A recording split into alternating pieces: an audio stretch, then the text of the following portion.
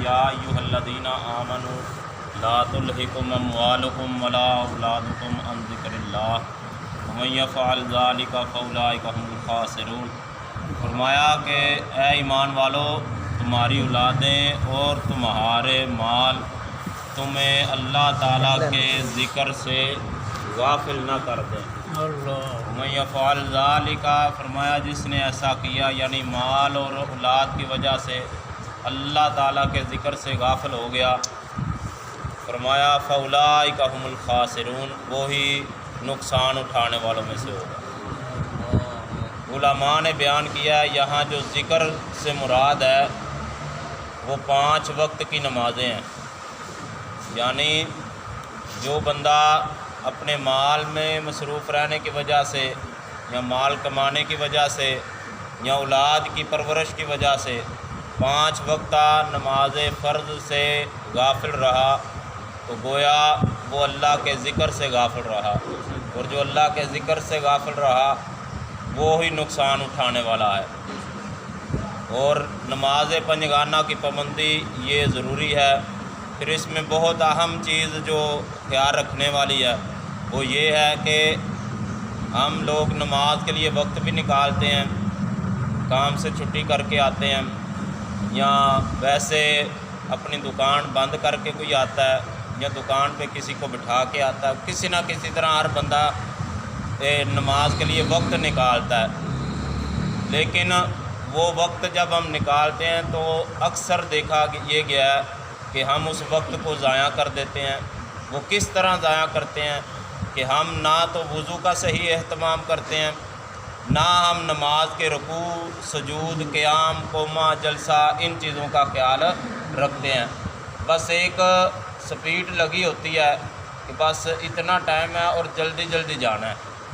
اب یہ ٹائم میں نے نکالا تو اس میں یہ بھی کام کرنا ہے، یہ بھی کرنا ہے اور نماز بھی پڑھنی ہے۔ تو اسی جلدی جلدی میں نماز کے رکوع، سجود، قیام، قومہ، جلسہ، اس کے جو ارکان ہیں اس کا خیال نہیں رکھا جاتا، اور یہ انتہائی سخت وعیدیں اس بارے میں احادیث میں آئی ہیں۔ بلکہ حدیث میں ایسے بندے کو نماز کا چور کہا گیا۔ نبی کریم جان عالم سرور انبیاء صلی اللہ تعالی علیہ وسلم نے ارشاد فرمایا بدترین چور وہ ہے، چور ویسے ہی برا ہوتا ہے تو حضور نے فرمایا بدترین، سب سے برا چور وہ ہے جو نماز کا چور ہے۔ صحابہ کرام علیہم الرضوان نے عرض کی یا رسول اللہ صلی اللہ علیہ وسلم، نماز کا چور کیسا؟ یعنی نماز میں بھی کوئی چوری ہوتی ہے؟ آقا علیہ الصلوۃ والسلام نے فرمایا ہاں، نماز کا چور وہ ہے جو اس کے رکوع اور سجود کو صحیح طریقے سے ادا نہیں کرتا، یعنی نماز کے رکوع سجود کو صحیح طریقے سے ادا نہیں کرتا، وہ نماز کا چور۔ حکیم الامت مفتی احمد یار خان نعیمی رحمۃ اللہ علیہ آپ اسی حدیث کی شرح میں آپ فرماتے ہیں کہ نماز کا چور جو ہے وہ مال کے چور سے برا ہے۔ وہ اس لیے برا ہے کہ مال کا چور مال چوری کرتا ہے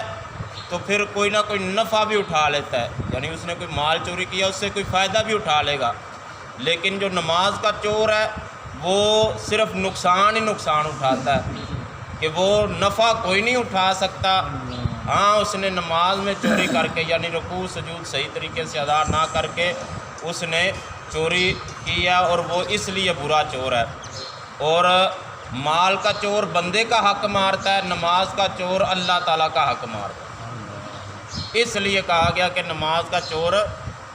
بدترین چور ہے، سب سے برا چور ہے۔ اللہ اکبر۔ حضرت حذیفہ بن یمان رضی اللہ تعالی عنہ آپ نے ایک بندے کو نماز پڑھتے ہوئے دیکھا کہ وہ بندہ نماز میں قیام، رکوع، سجود صحیح طریقے سے ادا نہیں کر رہا تھا، یعنی جلدی سے پڑھ رہا تھا۔ تو حضرت حذیفہ بن یمان رضی اللہ تعالیٰ عنہ نے اس بندے کو جب وہ نماز سے فارغ ہوا تو اس سے فرمایا کہ اس طرح جس طرح تو نے نماز پڑھی ہے، اگر اسی طرح تجھے موت آ گئی، اس طرح نماز پڑھتے ہی تمہیں موت آ گئی تو جو دین محمدی پر نہیں مرے گا صلی اللہ علیہ وسلم، یعنی تو اسلام پر تیرا خاتمہ نہیں ہوگا۔ یہ نماز مسلمانوں والی نہیں ہے جو تو نے پڑھی۔ سنن نسائی میں اسی طرح کی حدیث پاک ہے، آگے اس کا حصہ موجود ہے کہ ساتھ انہوں نے کہا کہ تو کب سے یہ نماز پڑھ رہا ہے اس طرح؟ وہ نماز جس نے پڑھی تھی اس سے پوچھا کب سے اس طرح نماز پڑھ رہا ہے؟ اس نے کہا کہ میں 40 سال سے اسی طرح نماز پڑھتا ہوں۔ تو آپ نے فرمایا 40 سال سے تم نے کوئی نماز نہیں پڑھی، تیری ساری نمازیں ضائع گئی، جن کا تو رکوع سجود ہی نہیں صحیح طریقے سے کرتا۔ اللہ اکبر۔ پھر ساتھ ہی کہا کہ اگر اسی طرح نماز پڑھتے ہوئے تو فوت ہو گیا تو نبی پاک صلی اللہ علیہ وسلم کے طریقے پر نہیں مرے گا۔ ایک اور حدیث پاک ہے حضرت عبادہ بن صامت رضی اللہ تعالیٰ عنہ، آپ فرماتے ہیں نبی پاک صلی اللہ علیہ وسلم نے فرمایا کہ جس نے نماز کے لیے کامل وضو کیا، یعنی اچھے طریقے سے وضو کیا، پھر نماز کی قرات کا خیال رکھا، اچھے طریقے سے اس کا قیام کیا، رکوع کیا اور اس کا سجود کیا، تو فرمایا وہ نماز جو ہے وہ پھر آسمانوں کی طرف جاتی ہے، تو اس کے لیے آگے سے نور ہوتا ہے، اس کے لیے روشنی ہوتی ہے، اور اس نماز کے لیے آسمان کے دروازے کھول دیے جاتے ہیں، اور ساتھ وہ نماز کہتی جاتی ہے اللہ تیری حفاظت کرے جس طرح تو نے میری حفاظت کیا۔ یعنی جس پیار سے، جس انداز سے، جس سکون اور تحمل سے اور جس اچھے انداز سے تو نے مجھے ادا کیا ہے، وہ نماز کہتی ہے اللہ تیری بھی حفاظت کرے۔ یہ اس کی حفاظت ہے نا نماز کی، کہ اس کو اچھے طریقے سے ادا کیا جائے۔ وہ نماز دعائیں دیتی ہوئی آسمانوں کی طرف جاتی ہے، یہاں تک کہ اس کے لیے آسمان کے دروازے کھول دیے جاتے ہیں۔ وہ نماز اللہ تبارک و تعالیٰ کے دربار میں حاضر ہو جاتی ہے، اور اس نماز پڑھنے والے کے لیے اللہ کی بارگاہ میں شفاعت کرتی ہے۔ اسی کے برعکس حضور نے فرمایا جو نماز کے لیے کامل وضو نہیں کرتا، اس کا قیام، رکوع، قرات، سجود کا خیال نہیں رکھتا، تو آقا علیہ الصلوۃ والسلام نے فرمایا وہ نماز بھی جاتی ہے اور وہ کہتی جاتی ہے اللہ تجھے ضائع کرے جس طرح تو نے مجھے ضائع کیا، اور آسمان کی طرف جاتی ہے تو اس کے لیے کوئی نور نہیں ہوتا، اس کے لیے کوئی روشنی نہیں ہوتی، اس کے لیے آسمان کے دروازے بند کر دیے جاتے ہیں، یہاں تک کہ وہی نماز جو ہے وہ پرانے کپڑے میں لپیٹ کے اس نمازی کے منہ پہ واپس مار دی جاتی ہے۔ یہ حدیث پاک کے الفاظ ہیں کہ آقا علیہ الصلوۃ والسلام نے فرمایا پرانے کپڑے میں لپیٹ کے وہ نماز اس نمازی کے منہ پہ مار دی جاتی ہے، یہ لے پکڑ لے اپنی نماز۔ تو گویا معلوم ہوا ان ساری حدیثوں سے ہمیں کہ نماز جو ہے یہ ایک بہت اہم رکن ہے اسلام کا، اور اس کی جہاں اتنی زیادہ قدر و قیمت ہے، نماز کے حکم اللہ تعالیٰ نے اتنے زیادہ ارشاد فرمائے ہیں، وہیں اس کے ادا کرنے میں بھی اتنی احتیاطیں ہمیں اپنانی پڑیں گی کہ اس کے لیے اچھے طریقے سے وضو کریں، اس کے لیے قیام بھی صحیح طریقے سے ہو، اس کی قرات بھی اچھی ہو، رکوع اچھے طریقے سے کریں،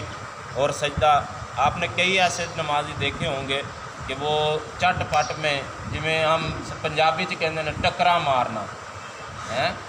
پنجابی چ کی کہندے نے ٹکرا مارنا، تے وہ ٹکرا جڑیاں ماریاں جاندیاں وہ نماز تے نہیں ہوندی۔ نماز سکون دا نام، اطمینان دے نال، تحمل کے ساتھ اور پیار سے نماز، جتنے پیار سے پڑھا جائے گا نماز کو، وہ میں نے حدیث سنا دی، وہ نماز بھی دعائیں دے گی، وہ نماز اللہ کی بارگاہ میں بندے کے لیے شفاعت کرے گی۔ اللہ تعالیٰ سے دعا ہے اللہ تعالیٰ ہمیں صحیح طریقے سے جو ہم وقت دیتے ہیں نماز کے لیے اس کو صحیح طریقے سے اللہ تعالیٰ اس وقت سے فائدہ اٹھانے کی توفیق دے، اور نماز اچھے طریقے سے ادا کرنے کی توفیق